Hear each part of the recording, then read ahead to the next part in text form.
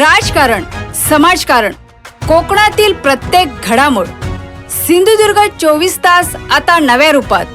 सिंधुदुर्ग संवाद. ताज्या घडामोडींसाठी आताच सबस्क्राइब करा. नीट परीक्षा पेपरफुटी प्रकरणाचा निषेध तसेच दिल्लीतील जंतर मंतर येथे शांततेच्या मार्गाने आंदोलन करणाऱ्या विद्यार्थ्यांवर झालेल्या कथित लाठी हल्ल्याच्या निषेधार्थ शिवसेना उद्धव बाळासाहेब ठाकरे देवगड तालुक्याच्या वतीने गुरुवार दिनांक 23 जुलै रोजी सकाळी 10:30 वाजता तहसील कार्यालयासमोर निषेध आंदोलन व निदर्शने आयोजित करण्यात आले असल्याची माहिती महाविकास आघाडीच्या वतीने देण्यात आली. पण गेले काही दिवस सातत्याने बघतोय की या नीट पेपर फुटीचा जो प्रसंग घडला आहे त्याच्या विरोधात जंतर मंतर दिल्ली येथे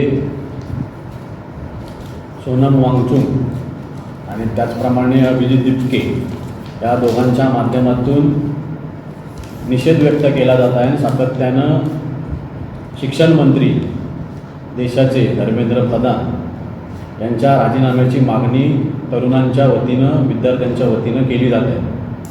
परंतु हे जे भारतीय जनता पार्टीचं सरकार आहे ते सरकार कुठलंही आंदोलन हे दडपशाहीच्या शिवाय या ठिकाणी करू देत नाही.